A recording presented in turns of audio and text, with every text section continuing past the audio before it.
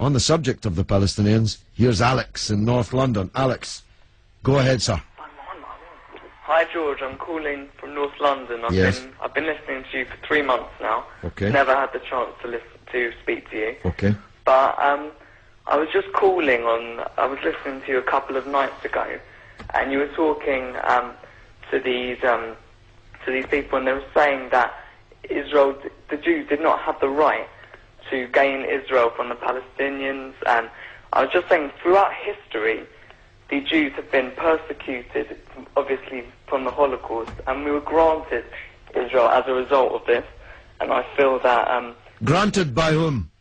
We were granted from Britain and other countries. Granted us that. Well, what right did Britain have to grant you somebody else's country?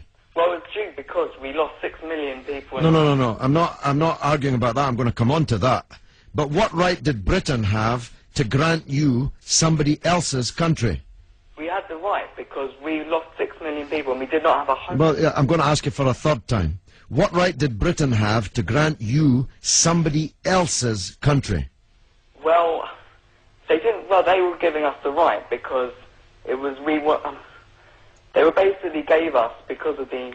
But they gave you somebody else's country. That's the point I'm making, Alex. Can you deal with it? Yeah, but the Jews have also had to. They've dealt with this throughout history. Well, Alex, I don't know if you came on with a script and you can't deviate from it. Can you please answer that point? And we'll come to the Holocaust and who was responsible for it and who should have paid and what they should have paid for it.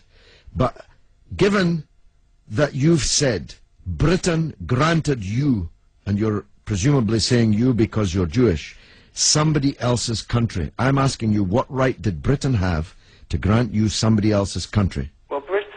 Britain, you could say they didn't have a right, but they came in and dealt with us and with the Jews having lost all these lives, and they basically granted us this land. Okay. Well, I see I'm getting nowhere on this, Alex, so let me deal with your overarching point. Maybe you're just not equipped to deal with the principal point that I have made. The Jews have suffered racist anti-Semitism down the ages in many, many European countries, including our own. They were subject to regular discrimination at best, and pogrom and murder at most. That's undoubtedly true.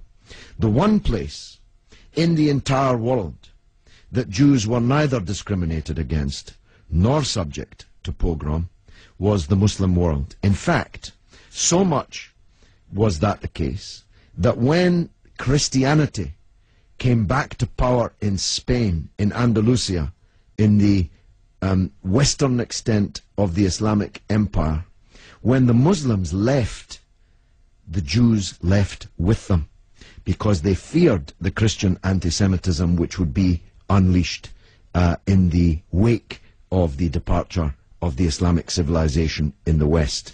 That's why so many Jews are to be found even today, and were to be found in profusion before the creation of the State of Israel, in countries like Morocco and along the North African coast, because under the protection of the Muslims, the Jews left Europe and went to live in North Africa.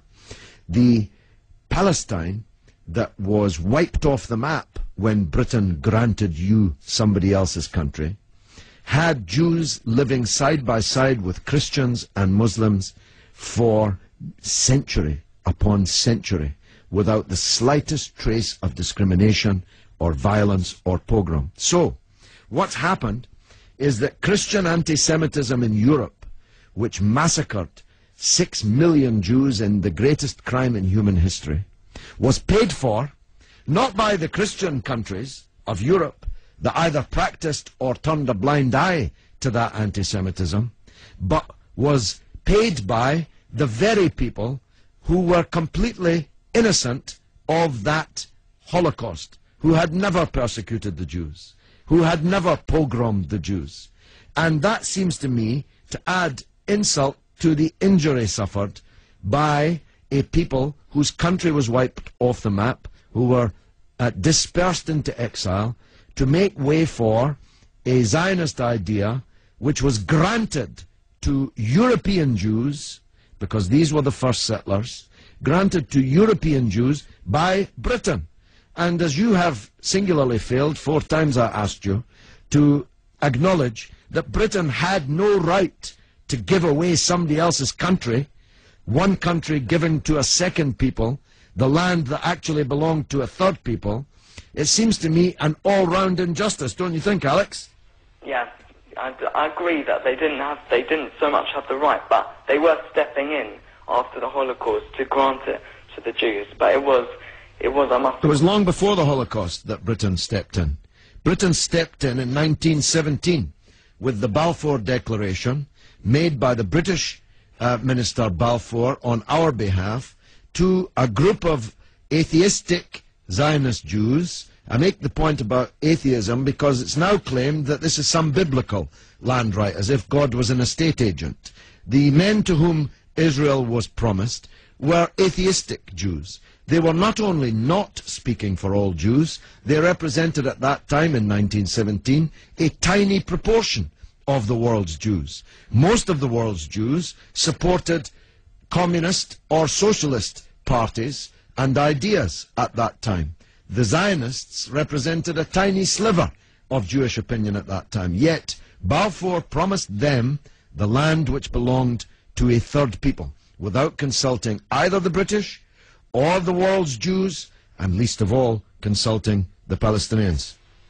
Okay, well, thanks very much for talking. Okay, Alex, thanks for listening, my friend.